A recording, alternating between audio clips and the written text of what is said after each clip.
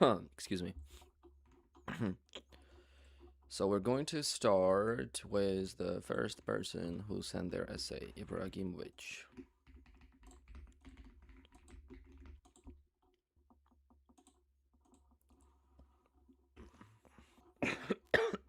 Excuse me. So we're going to start with the first person who sent their essay, Ibrahimovic. Ibrahimovic.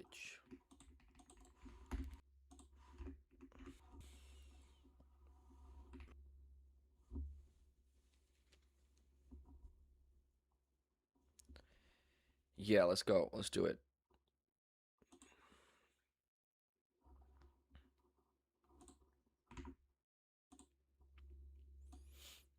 View. Okay, the media should include more stories which report good news. Yeah, I'm familiar with this topic. I think everything is going.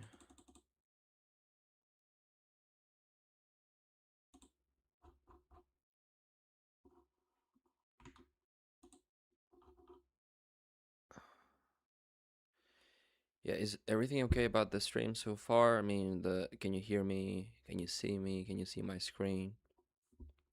That kind of stuff.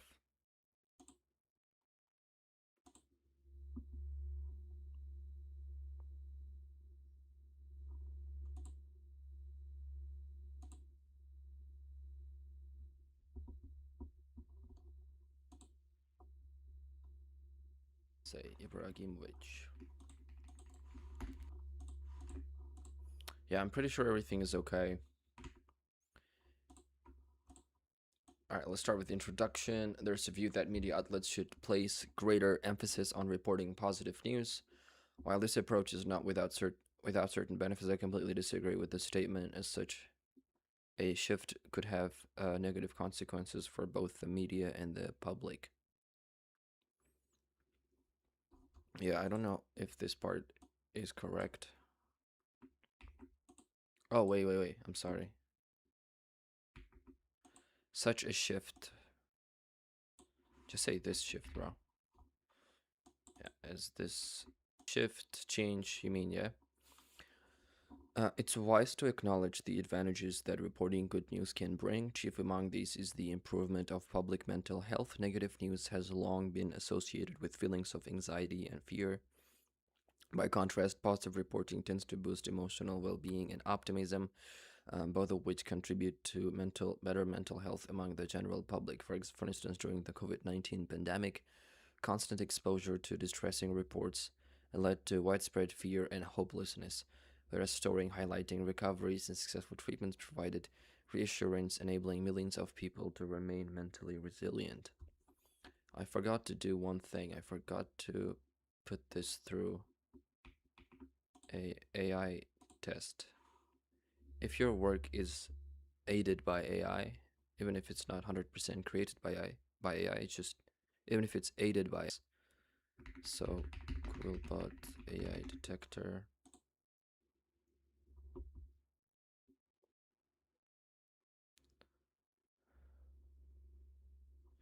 Yeah, my internet seems to be doing really bad. Yeah, like really bad. What the hell?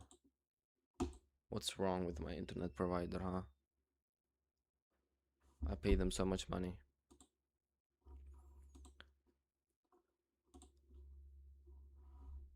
78% of the text is likely AI. I'm sorry, brother. I'm not gonna check your essay because it's seems to be AI. Yeah. So let's move on to the next guy. Uh-huh.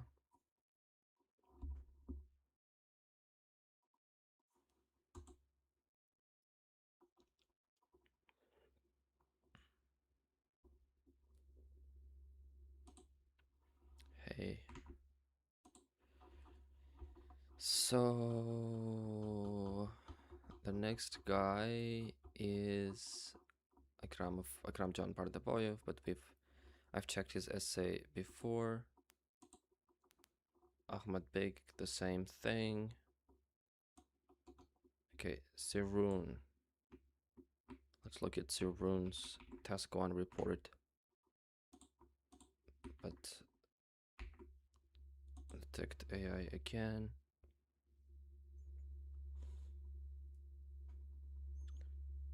Bro, come on.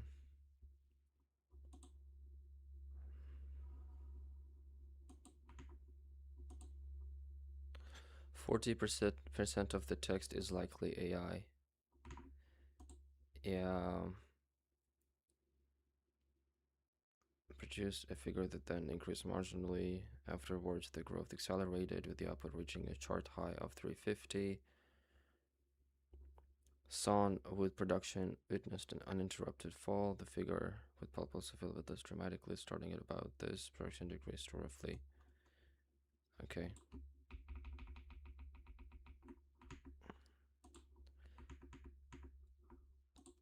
I will give this the benefit of the doubt.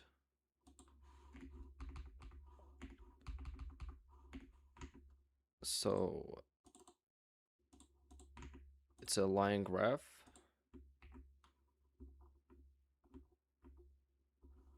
Production of forest industry in the UK in million tons. So it's paper, wood pulp, and sawn wood in the UK. Okay. So let me analyze the chart myself first. So what's clear to me is that paper and packaging was the dominant one, and it increased significantly. The other two experienced a decrease, overall decrease. Okay. So the line graph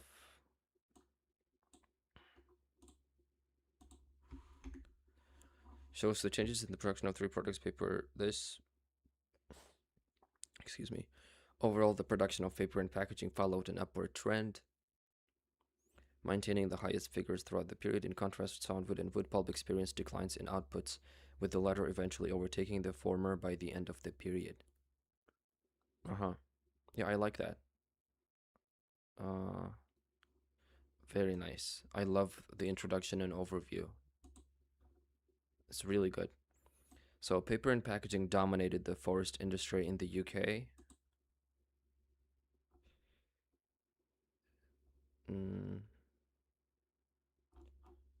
Paper and packaging. Okay, in 1980, around 240 million tons of them were produced, a figure that then increased marginally to 250 by 1990. Afterwards, the growth accelerated, with the output reaching a chart high of 350 million, thereby consolidating its leading position. Okay. By contrast, sawnwood production witnessed an uninterrupted fall. I don't like this word, uninterrupted fall. Just say steady fall.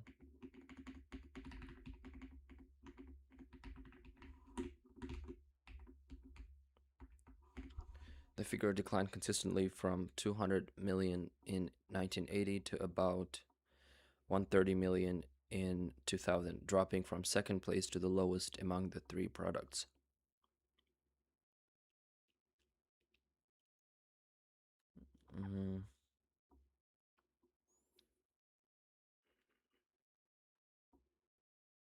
Yeah, I don't like that.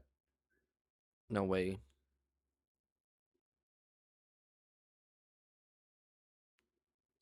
I think there were two types of decreases. So from 1980 to 1990 was sharper, a little sharper, right? It fell by 50 mil and then it fell by 25 mil. Yeah, so you were supposed to highlight that. Yeah, you're gonna lose marks for task achievement for this. From consistently. Okay. So the figure 2.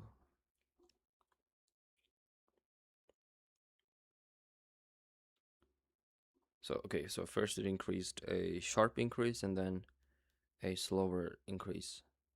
Decrease. Both are decreases, yeah.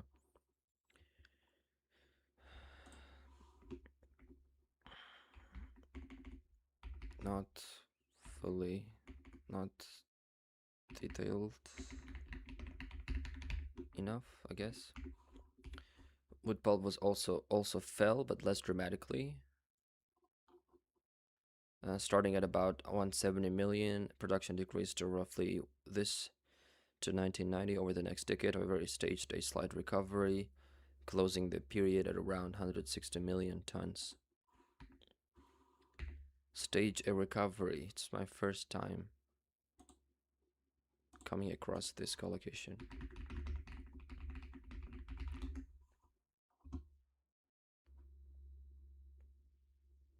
Yeah. Yeah, that doesn't work at all. This is not correct. Over the decade, it staged a slight recovery.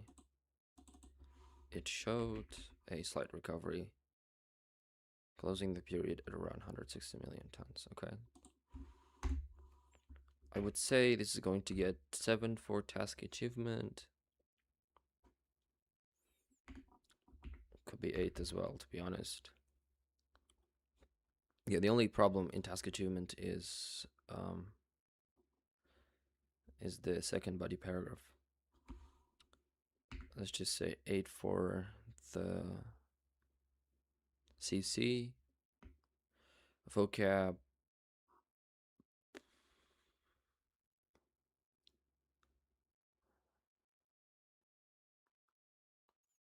Also like 7 or 8. And grammar, let's say it's 8. So most likely score is 7.5 for task 1. Yeah. Which is not bad at all. There are some words that I don't agree with. Right? Decline consistently. Right, yeah, I don't like this word, for example. So witnessed a steady fall. The figure declined consistently. Consistently, come on.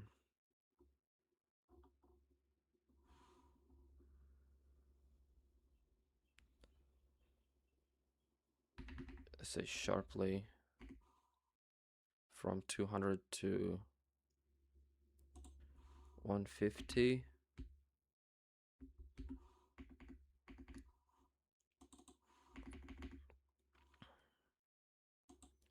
In 1990, 2000.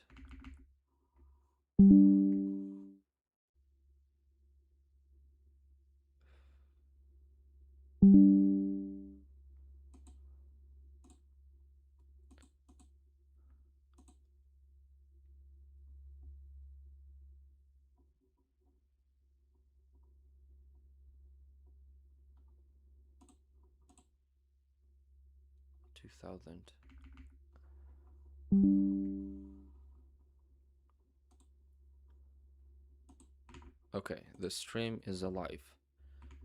The OBS got disconnected for like twice because my internet connection is so weak. So at this point, I just need to change my internet provider because Sarkor is not doing a good enough job.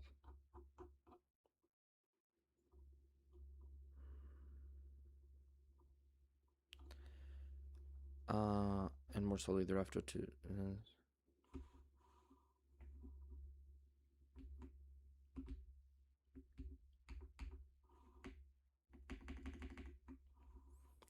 Yeah, this is good.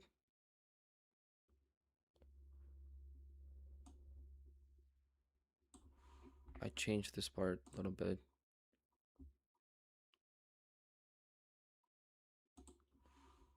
From initial 200 million tons to about more slowly.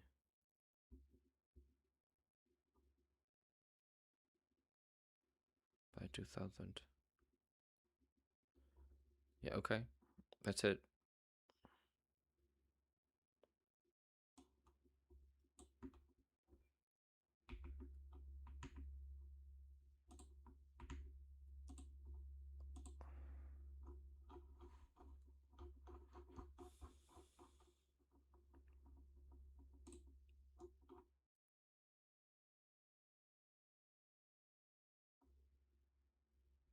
What exam? You already took your exam.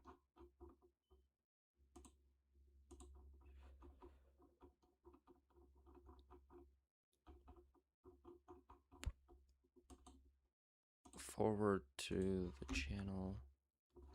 This was the original.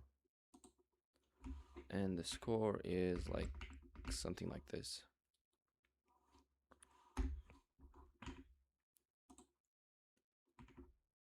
Okay, so the next person, I think it will be Toyer, because she's been sending essays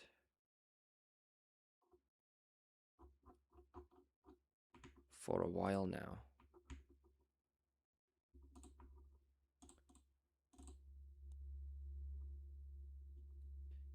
Because she's been nice.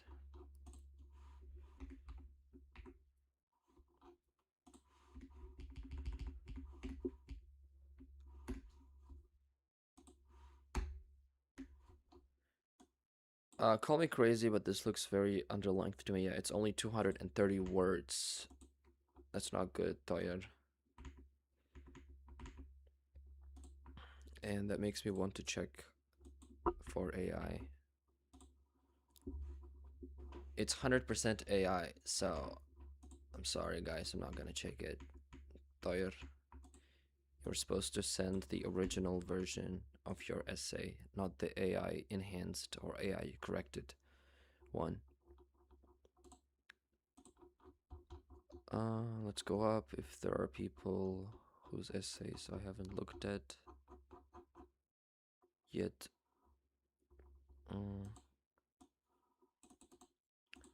Copy text, Umidjan Olimov.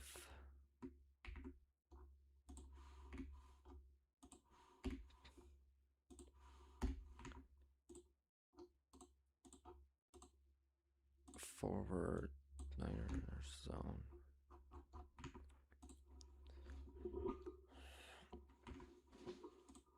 No.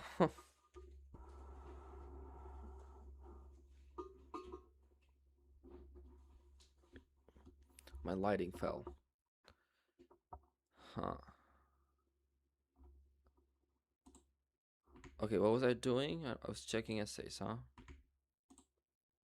This. I need the topic.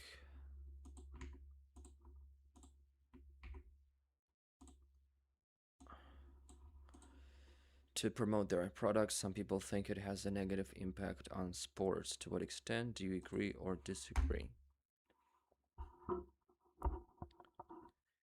Okay. So most major corporations advertise their products in sports events, and some people believe that it influences sports negatively. However, I believe that this development is beneficial for businesses, event organizers, and sports people alike. Okay. First and foremost, major companies can benefit by promoting their goods during different sports events, such as football. Can benefit. That's too general, I'm afraid. Can maybe boost their sales or what? Like, what do you mean? What kind of benefit? Benefit is too general. Be more specific. If they advertise one of their branded products in football matches, not only can spectators find out about the product, but also fans of football who watch football matches online across the world can see the advertisements. So you want to say it reaches a wide audience of fans. This is how I would phrase it, to be honest. As a result, you have a lot of spelling mistakes. Sales can rise. I mean, these are not mistakes, these are just typing slip ups. But still, they're considered mistakes.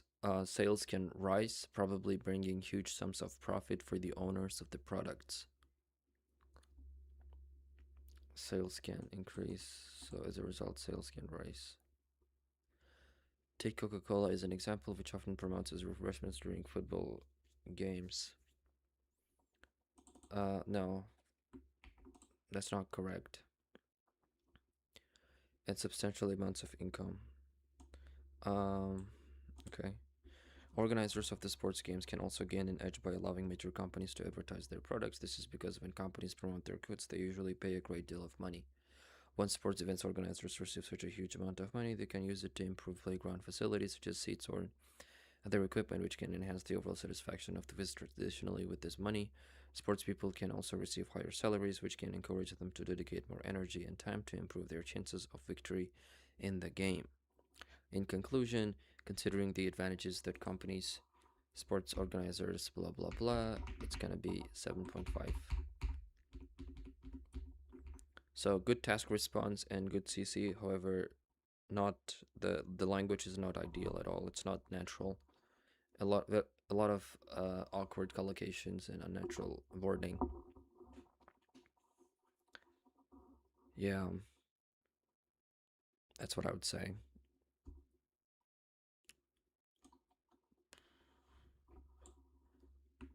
I'm going to use ChatGPT to polish the language because I am too lazy to do it myself. I'm just gonna say polish the language. There's no secret chat that I have with ChatGPT, right? Just say polish the language.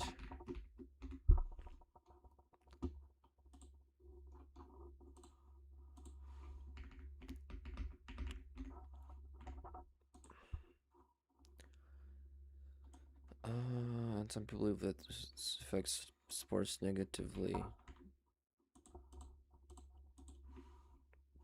So corrected version.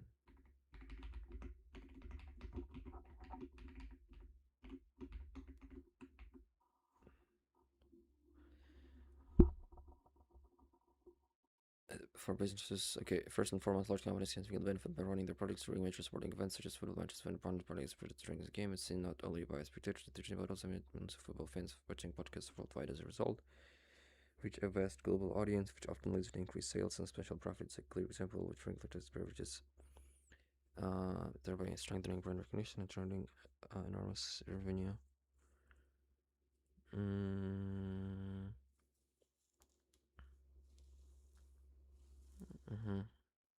Yeah, this is like 8.5.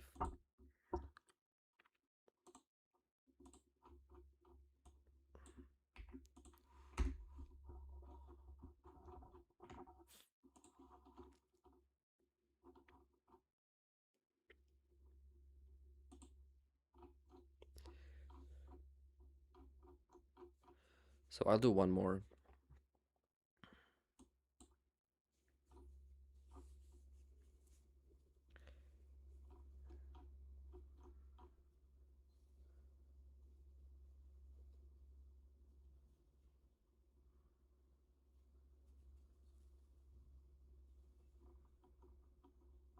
I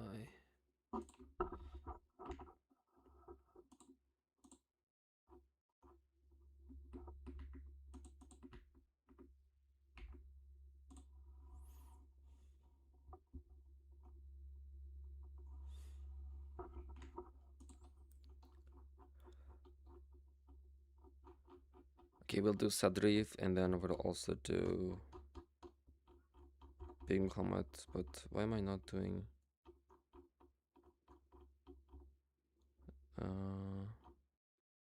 and I might be a little biased.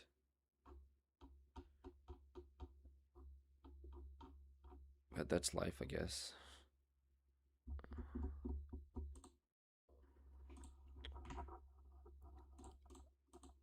Forward to Niners zone.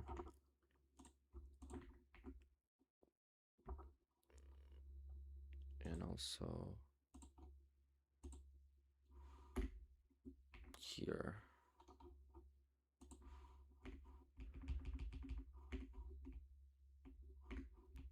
It's about punishing people for their crimes. It's believed by some that in order to break a cycle of future crimes, strict punishments should be imposed on youth involved in crime. Others, however, hold the opinion that programs involving rehabilitation and education are more effective. While there are some potential benefits of punishing young criminals, I believe that educating them and making them aware of the consequences of engaging in criminal activities can be a better long term solution overall. It's wise to acknowledge some positive impacts of punishments. Making juvenile delinquents responsible for committed crimes may indeed prevent them from committing further crimes. So, making them responsible, I don't know what that means, may indeed prevent them from committing further crimes. When young offenders are incarcerated, they'll have time to reconsider their unlawful actions, but imprisonment is not merely a place for realizing mistakes. It's a harsh place where one must undergo many difficulties, harsh living conditions, and psychological pressure, which are likely to discourage young criminals from reoffending. Therefore, in most cases, after being imprisoned and harshly punished, young lawbreakers are likely to be diverted from the path of delinquency. Perfect as this approach may seem, there's a more effective and appropriate method to prevent further exacerbation of the problem of juvenile delinquency. Not always do young criminals stop breaking rules after being punished in prison, and conversely, punishments may serve as a gateway into more serious criminal activity. To avoid this, intervention and prevention programs may be implemented. Okay, here, serve as a gateway into more serious criminal activity. Okay, how?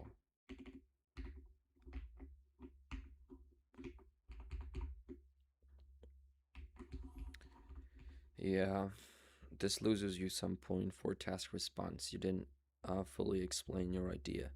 To avoid this, intervention and prevention programs may be implemented, ensuring fair and equitable treatment for young offenders, providing access to rehabilitation programs, and promoting alternatives to incarceration by educating them can be a far more effective solution, as these do not put mental pressure on young offenders whose values and judgment are still developing, meaning that they can be diverted from a criminal path through structured education.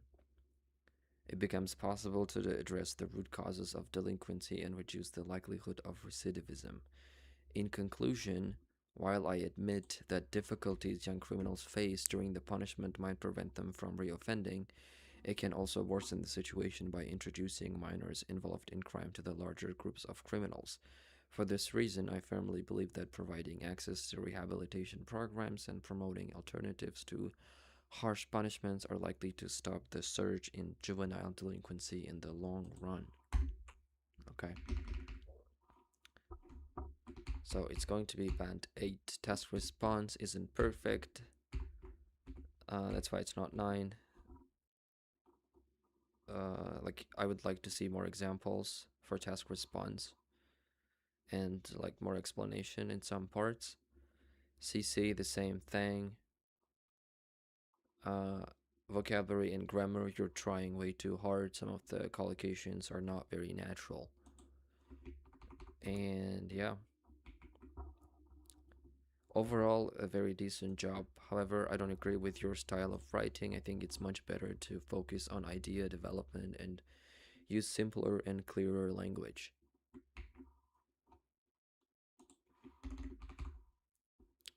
This one too.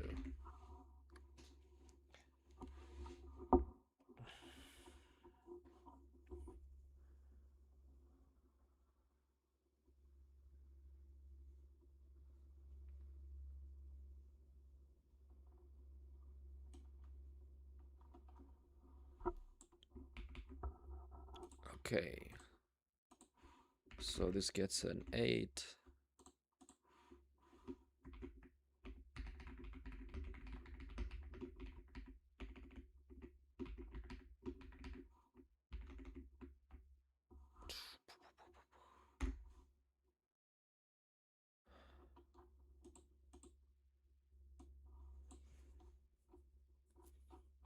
I'll check Big Muhammad's essay as well, and that'll be the last one.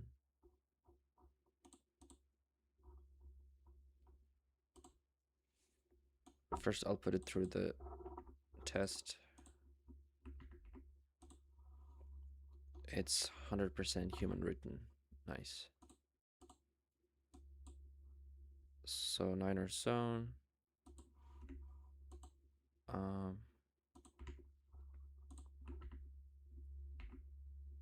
uh-huh.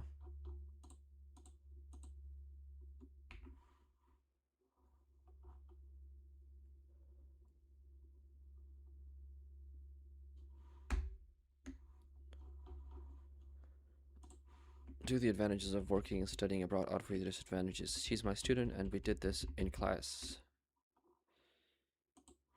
So let's see how you did. Students and workers gain more benefits learning or working overseas than drawbacks. Although many people experience homesickness and have a hard time adapting to another environment, they may witness a once in a lifetime experience and have better job prospects. Witness, I don't like the word witness here. You don't witness an experience. That doesn't work like that. They may, yeah, I don't know what that means either. It's too general. Yeah. Okay. So first, buddy, one of the major drawbacks of living far from home is homesickness. Many individuals leave their hometown and live abroad alone and far from their families. They feel isolated, especially when they remember their friends. For example, teenagers who went to the US through a 1 year program called Flex often miss their home and family. As a result, they had a hard time focusing on their education since they were so stressed and overwhelmed, thereby affecting their overall performance at school. Another inconvenience would be the difficulty in adopting. This is actually adapting.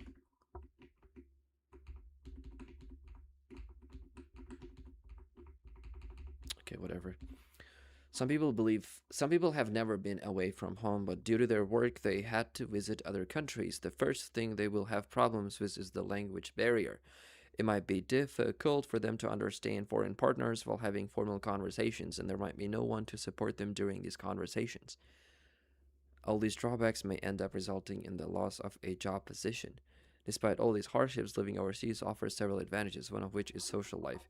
The world has many places that need to be discovered, and some genuinely love visiting various spots and stepping out of their comfort zone since it helps them to look at life from a different perspective. Also, it's the best time to make new international friends and create connections. India could be the best place of study to make friends because there are many students from different backgrounds. Subsequently, having foreign friends may boost confidence in the public and make one more adaptable. It creates better work prospects compared to those in the hometown. Okay, there are too many ideas. Not all of them are very focused. Not all of them are very well developed. There are problems in vocabulary and grammar as well. So my final score is going to be band 7.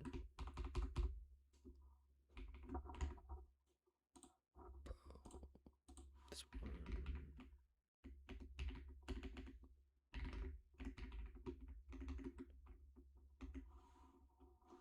Mhm.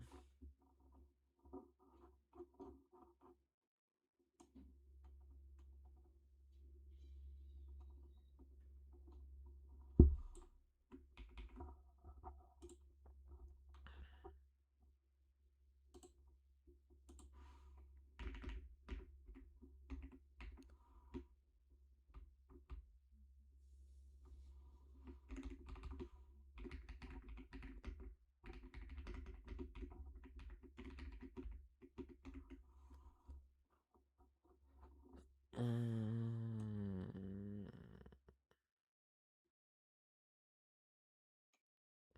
yeah, okay. Nice.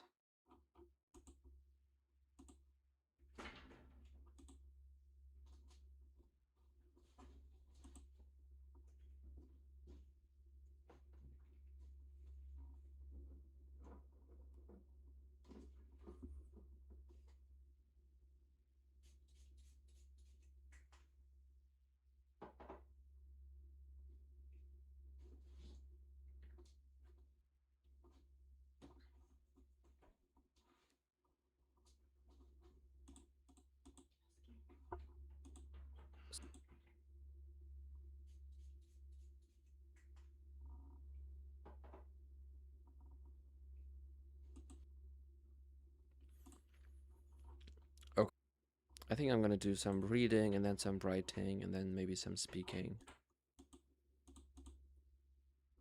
Yeah, let's start with reading. But I'm gonna need a passage. A reading passage that I've never done before. Those are hard to come by. Let's see if I've done all the Cambridge 19 tests. Because I feel like I haven't.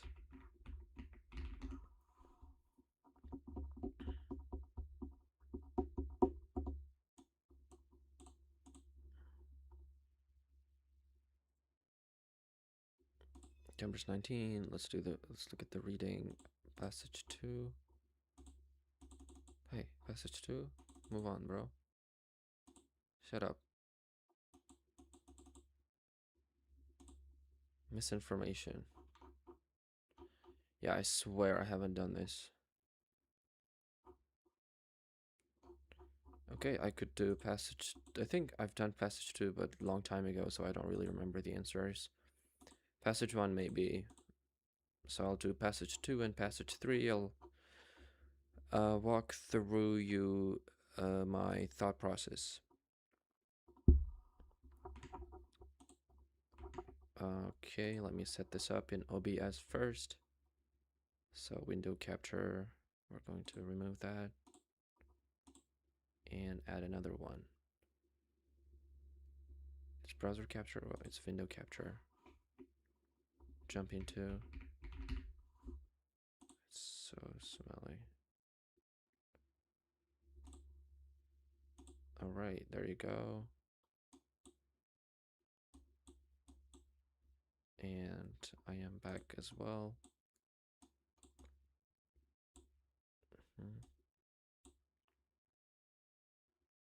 Hmm. So I'm going to be blocking the view. Is there any workaround? I could make my face smaller.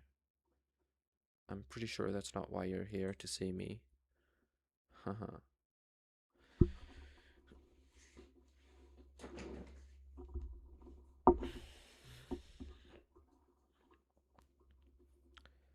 Let me check how this looks. My thought process. Yo. Okay, let me set this up in OBS first. So window capture, we're going to remove that and add another one. It's browser capture, well, it's window capture. Jump into, it's so smelly. There you go. All right, I'm gonna trust that it looks okay. And let's do it.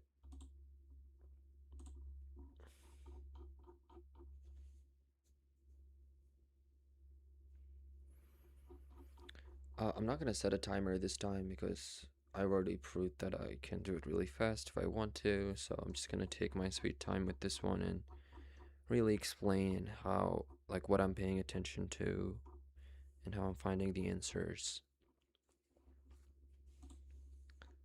Okay. Mm-hmm.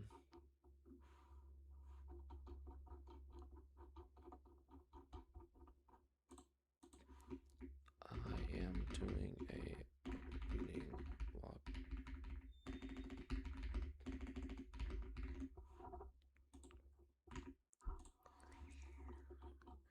You know what? I'm probably gonna get banned from YouTube for doing this because this is copyrighted material. I'm aware of that, and I'm willing to risk it.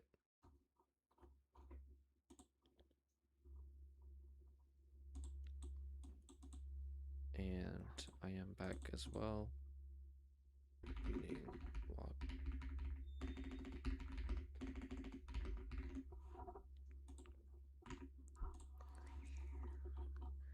You know what? I'm probably gonna get banned. Wait, okay. So yeah, this doesn't look ideal. Let's make this bigger.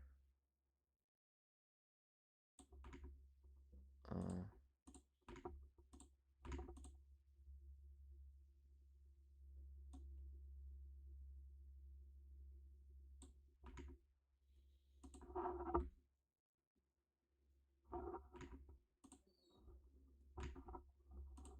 Yeah, I mean, what the hell is wrong?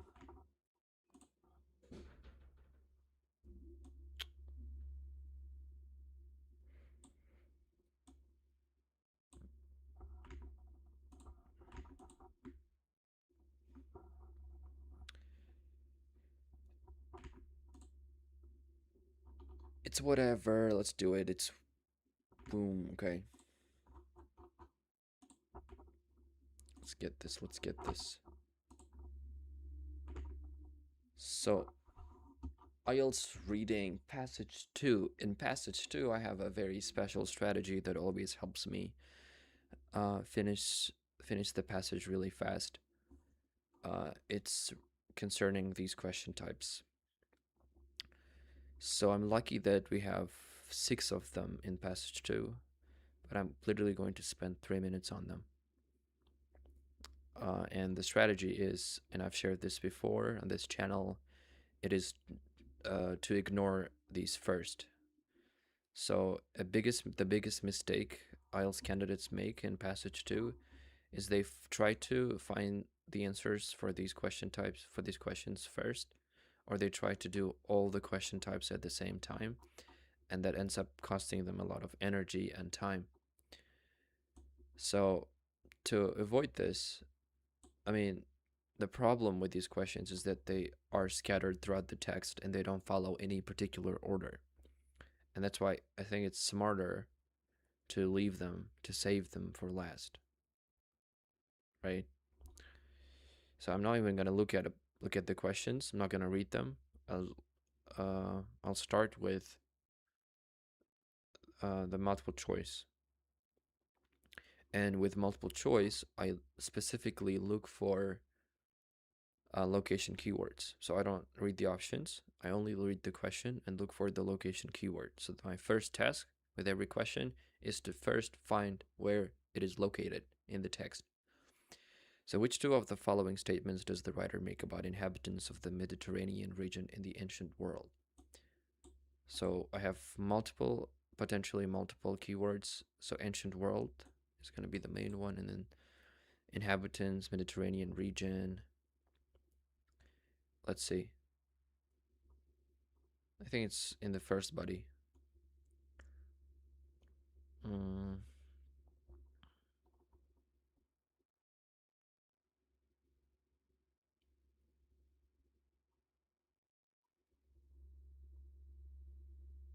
hmm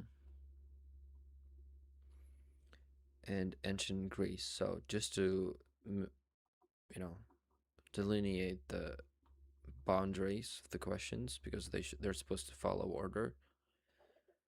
I will look at ancient Greece as well, and then just highlight that out. The ancient Greece. Yeah, I don't have a I have a bad feeling about this already because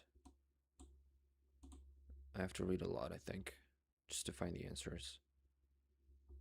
Yeah, ancient Greek is here. It's in paragraph E. Ancient Rome and piracy. There is ancient Rome and piracy. Uh-huh.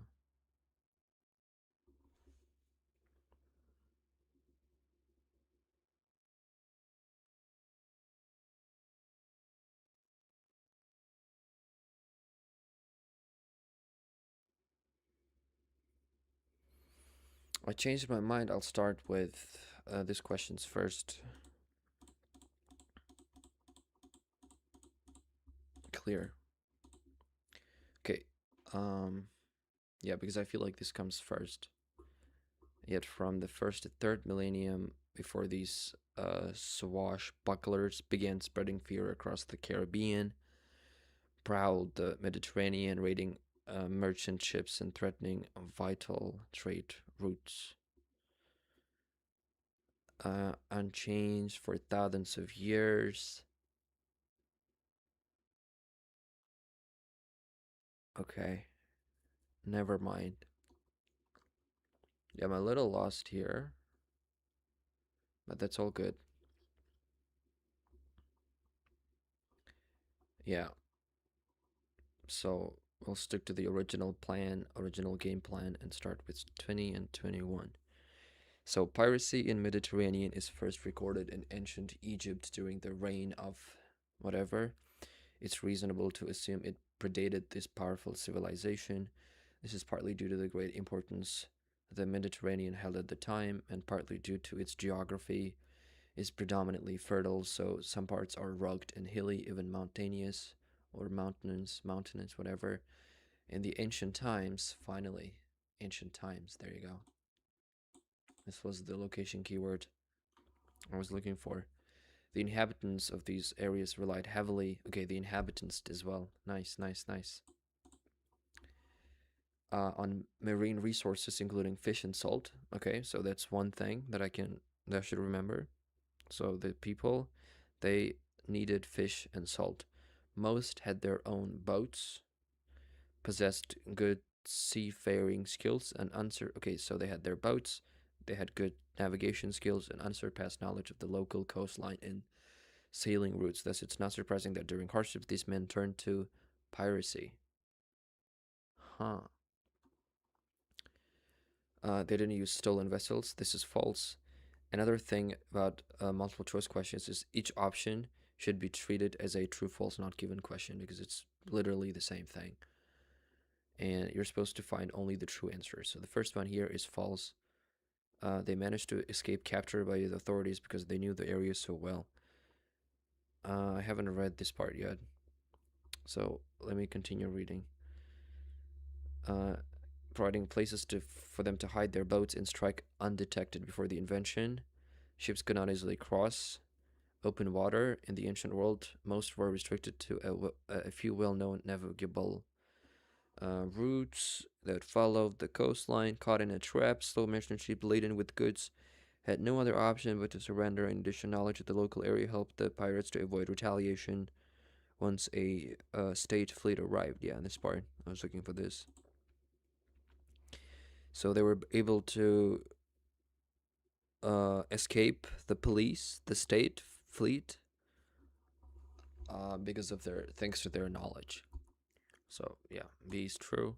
They paid for. Okay, I understood that I haven't read this part yet. That's why I kept reading, and I eventually found the answer. So they paid for information about the routes merchant ships would take. They paid for information. I don't think so. That's not given. They depended more on the sea for their livelihood than on farming. I didn't see the comparison, right? So intuitively, this makes sense, and most of you would already choose this answer, but I didn't read this part, right? Like I told you to treat these options as true, false, not given questions, and if this was a true, false, not given question, the answer would be not given because there's no comparison. Many of the goods in coves along the coastline.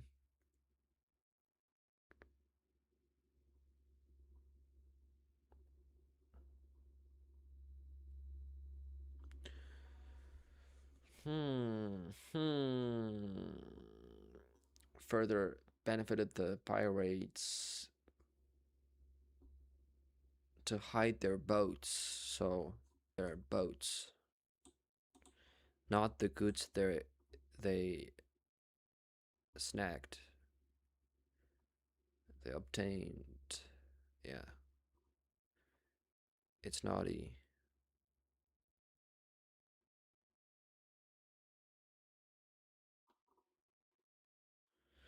Okay, what am I missing?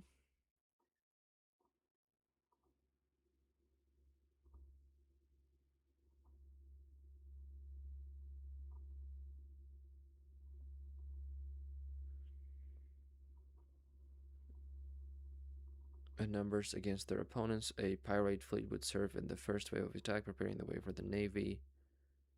Safe harbors boosted the local economy.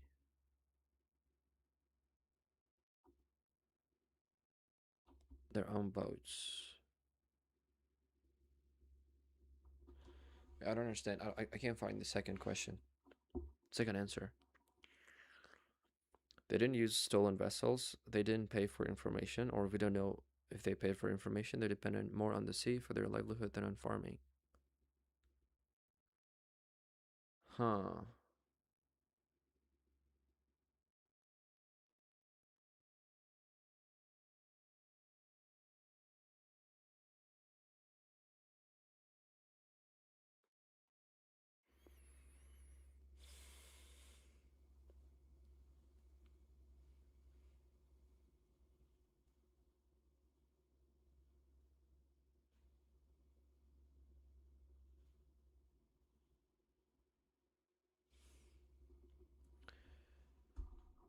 Interesting. These were extracts of correspondence, covered many pressing issues, was troubled, cause.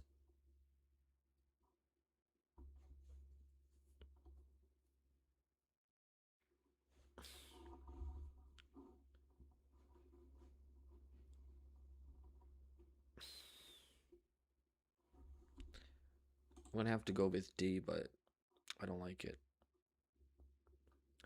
Because I was able to cross out all the others. But I don't like it.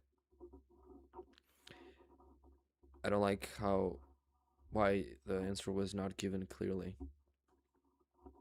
That's not how it's supposed to be. So, which 12 of the following statements does the writer make about piracy in ancient Greece? Okay. So now I'll just jump to ancient Greece. Ancient Greece is in paragraph E. Again, I'm not going to read the options yet. First, I'll look through the text and then I'll come back.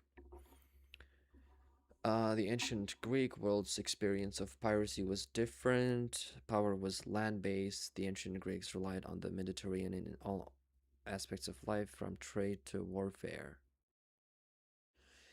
In his works, the Iliad and the Odyssey, the ancient Greek writer Homer not only condones but praises the lifestyle and actions of pirates. What the fuck is wrong with him? The opinion remained unchanged in the following centuries. The ancient Greek historian, whatever, for instance, glorified pirates doing daring attacks on ships or even cities. For Greeks, piracy was a part of everyday life. Even high ranking members of the state were not beyond engaging in such activities, according to the Greek orator, whatever. Athenian ambassadors made a detour from their official travel to capture a ship sailing from Egypt, taking the wealth found on board for themselves. Their liberal approach towards piracy does not mean they always tolerated it, but attempts to curtail piracy were hampered by the large number of pirates operating in the Mediterranean. Estimated that very few people were involved in piracy. That's false. Attitudes were changed shortly after the Iliad. That's also false. Important officials were known to occasionally take part in piracy. That's true. Even high-ranking members of the state. That's important officials. Every citizen regarded pirate attacks on cities as unacceptable. That's false. A favorable view of piracy is evident in certain ancient Greek texts. That's true. Yeah, C and E, very easy. So they condone. The word condone and praise means it's favorable, right? I mean, I don't condone violence means I don't support violence. So condone means support. Yeah, I'm very confident about these two answers and their location. Easy. Ancient Rome. So this is ancient Rome. Some benefits for Rome. So it means, okay, let's start here. Profited greatly from its existence. Pirate raids provided a steady source of slaves, essential for Rome's agriculture and mining industries. Slaves, okay. Attacks on vessels transporting something to Rome resulted in calls for something for the pirates responsible. Uh, so grain ships, right? Transporting grain. Calls for led to angry voices demanding punishment of the culprits.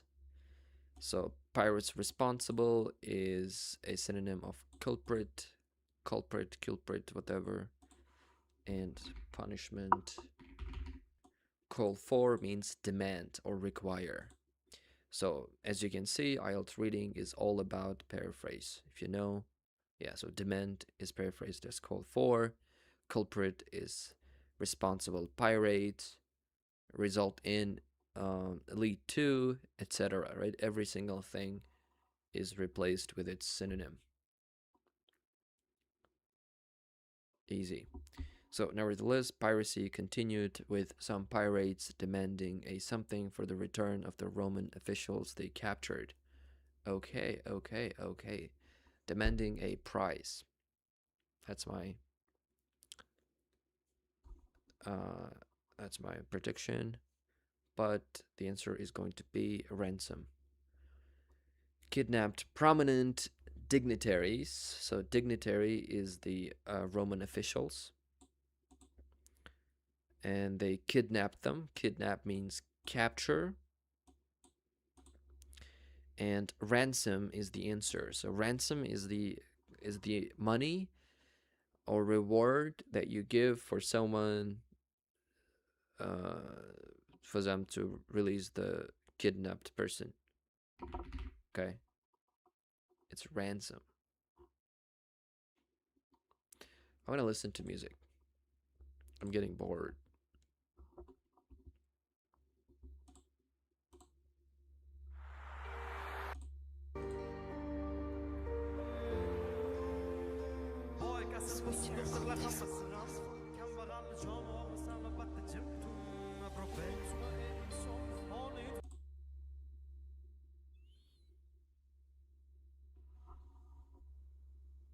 Hello?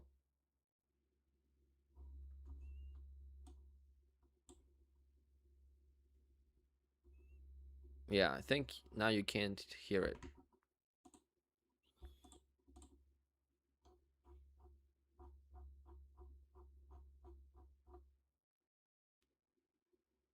Hi. Zeb Alimova.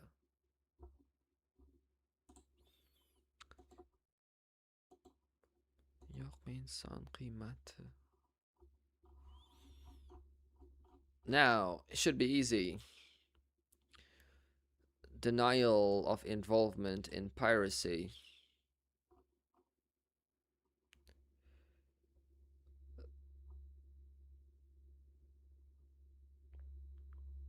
After cleansing one district of the fleet would join another. The process continued until the entire material was free of pirates.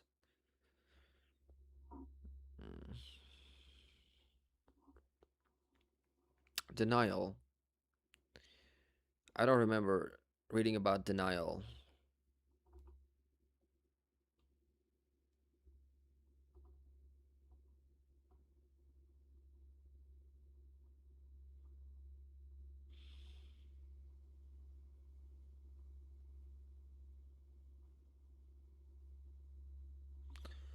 Okay, so denial means somebody accused them and they said, no, no, no, no, I didn't do it. I didn't do it, right? Who said that?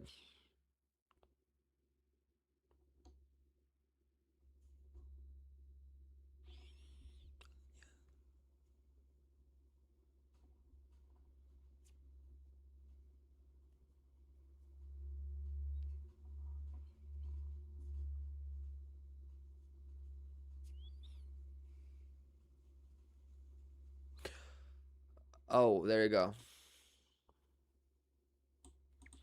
Rejected claims of a connection with the Lucca. D. So I knew it was in the parts of the text that I didn't read, and I didn't read D because there was no questions in D. So D and G, that's why I had to read those paragraphs first. How a campaign to eradicate piracy was carried out. I think it was in A. No, it was in G. Yeah, it's definitely G. Right. So campaign eradicate means, to get rid of them. Yeah. Concerted action means campaign. They started to combat, eradicate.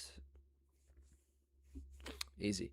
Mention of the circumstance which states that the ancient world would make use of pirates.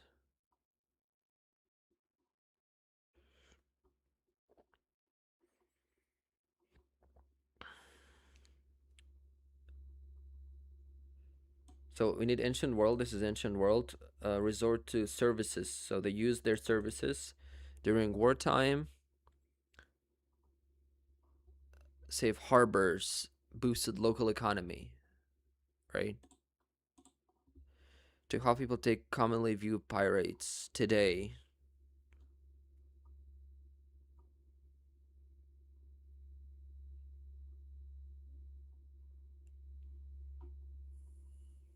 Today, I think it should be in the first paragraph.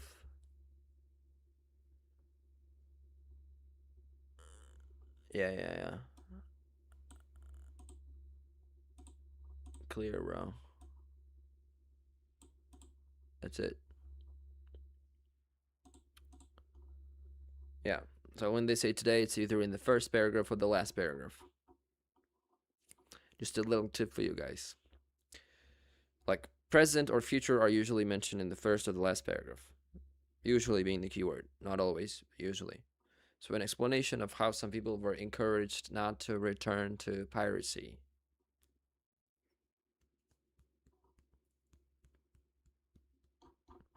I remember this. I remember this. So a long-term solution, many more were offered land in fertile areas instead of maritime menace, got productive farmers that further boosted its economy. And there is indeed NB. I can use any letter more than once. A mention of the need for many sailing vessels to stay relatively close to land. They had to stay relatively close to land because this caravel thing was not yet invented. I remember that as well. See? If you understand the text, it's so easy. So they had to keep to a few. That's why they were restricted to a few well-known navigable routes that followed the coastline, right? It was along the coastline. This is B. Let's check the answers.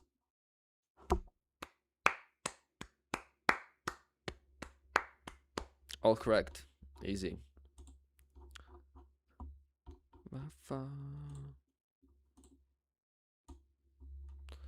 the hell are these songs, bro? Give me Eminem. Eminem album.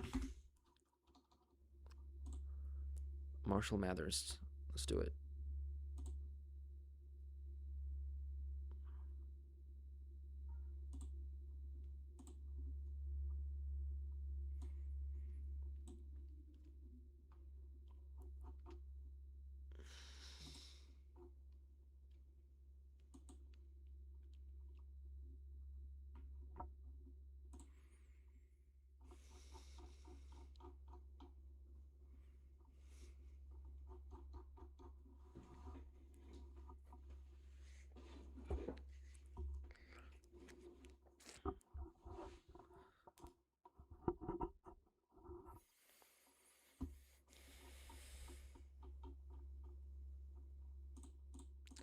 Yeah, I'm actually distracted by the music, so let's just turn it off.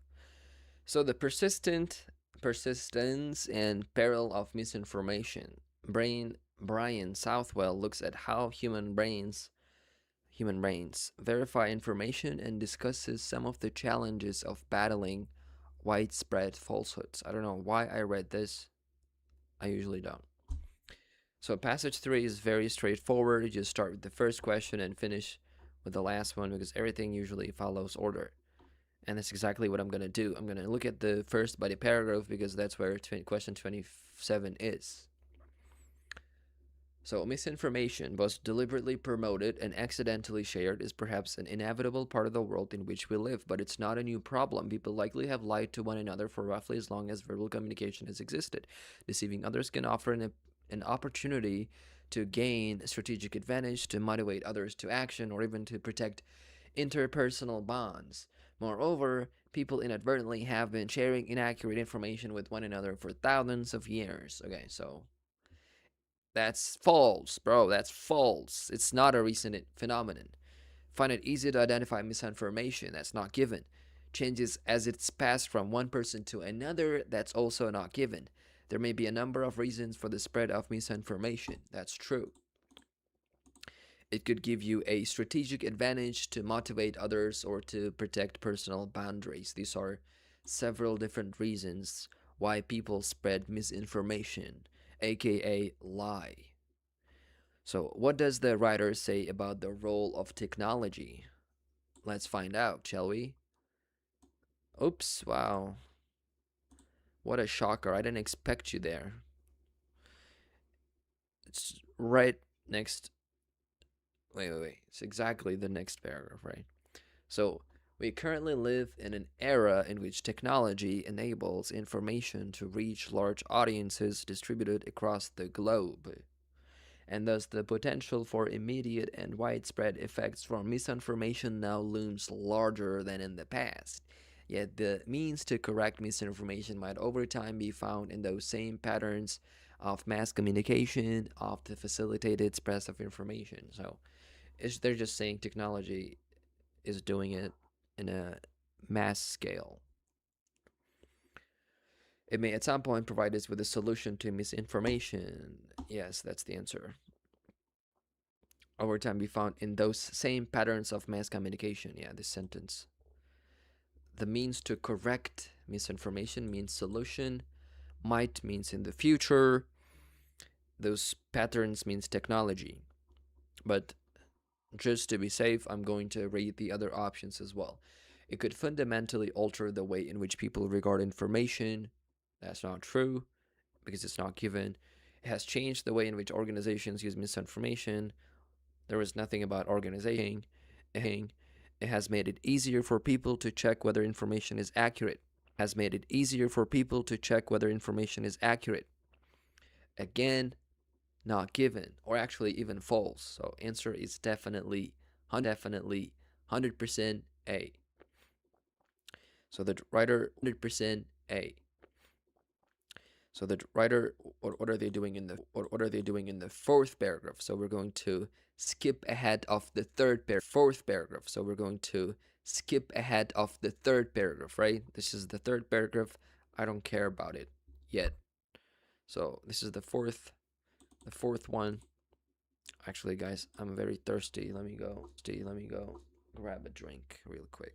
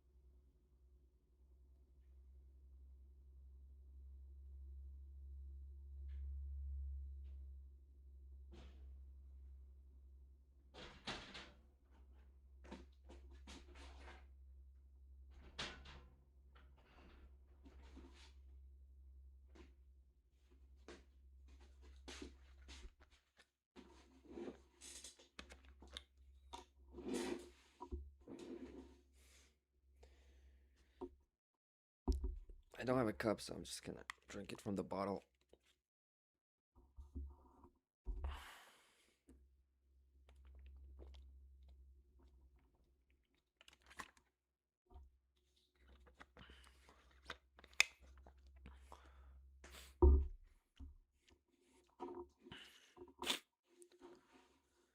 Okay, so fourth paragraph.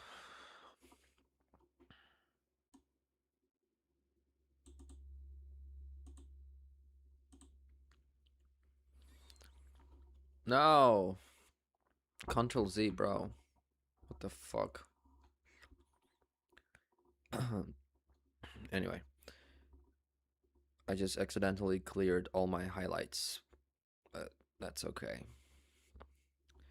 So, at least 3 observations related to misinformation in the contemporary mass media environment warrant the attention of researchers, policymakers, Three observations. They're saying there are three observations.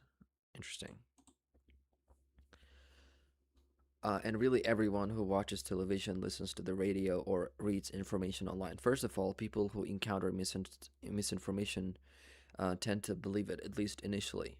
Secondly, secondly, electronic and print media often do not block many types of misinformation before it appears in content available to large audiences. Okay, whatever. Thirdly, countering misinformation once it has enjoyed wide exposure can be a resource intensive effort. Uh-huh. Okay. So, what's the writer doing here? I don't know what they're doing, to be honest. Comparing the different opinions people have of misinformation. No, there is nothing about different opinions. Different opinions would be, some people would say, yeah, it's great, or, it's really bad, whatever. Like disagreement,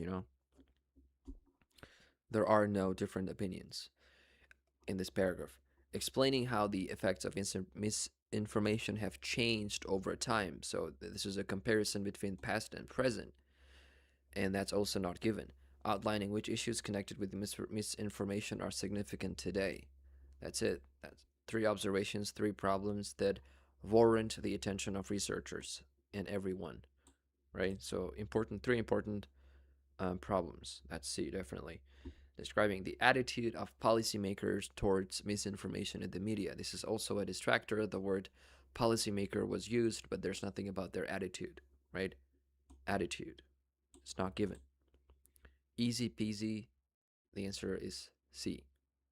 What point does the writer make about regulation in the USA?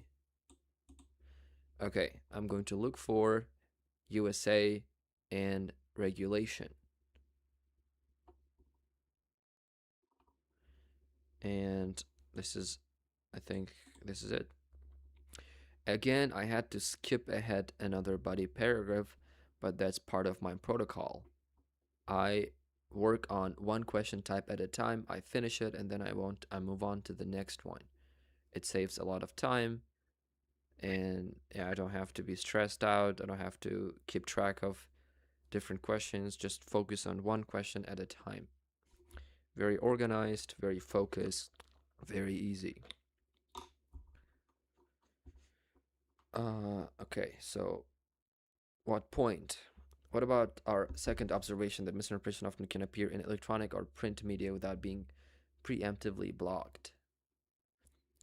Regulatory agencies here tend to focus on post hoc detection of broadcast information. So, what they're saying is they don't preempt it, they don't predict, or they don't check it before being broadcast. So, they only do it after. Okay, that's the best I can explain. So organizations such as the Food and Drug Administration offer considerable monitoring and notification functions, but these roles typically do not involve preemptive censoring. The FDA oversees direct-to-consumer prescription drug advertising, through which people can report advertising an apparent violation. Such programs, although laudable and useful, I love this word. I don't know what this means, but I love it anyway. Let's find out what it means. Laudable.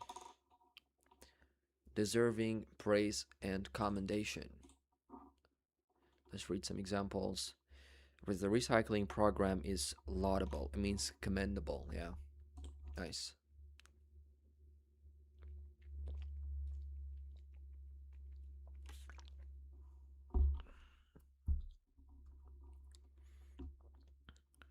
Need to be simplified. I don't think so. That's not correct. Regulation does not affect people's opinions of new prescription drugs. This could be true because it said it here. Even if it's successfully corrected, it can continue to affect attitudes. But I don't think it's true. It might be true. The USA has more regulatory bodies than most other countries. That's nonsense. It's not given. Fail to prevent misinformation from appearing in the media. D is correct. Because, like I said, they don't preempt it. So they wait until misinformation appears in the media and then they censor it. So censoring doesn't happen before the information is presented. Yeah. And it says new prescription drugs. I don't know what I was smoking. I think I was on these drugs when I said it could be B. It's totally not given. Anyway, let's continue. So, what happens when people encounter misinformation? When they encounter. Wow. Wow. Look at that. So, no way. Fuck you, bitch. Sorry.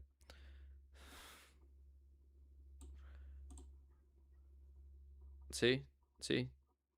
Does it ring a bell? When people encounter misinformation. Yeah, that's what I call IELTS magic. It's very satisfying when this happens. You just keep finding the answers, like one after another. Precisely how and when we label something as true or untrue. Although it's fairly routine for individuals to come across information that is false, the question of exactly how and when we mentally label information has garnered philosophical debate. So this is the same exact as well. They didn't paraphrase the structure, which is rare. So, so all the people have to misinformation. All the people have to misinformation. Constant conflict, different locations. Constant conflict, different locations, subjects, short period, extreme distrust, frequent exposure. Yeah, it's G. It's short period, extreme distrust, frequent exposure. Yeah, it's G. It's easy, easy. Because fairly routine for individuals. I mean, it's not easy. You need to recognize. Because fairly routine for individuals. I mean, it's not easy. You need to recognize paraphrase here. I knew this would be the answer because this is the missing piece in the sentence, and I was just looking for its paraphrase. So the text said it's very common for people. It's routine means common, right? It's very common for people used to misinformation, right? So common, right? It's very common for people used to misinformation, right? So it's frequent exposure, and obviously, if you don't know the if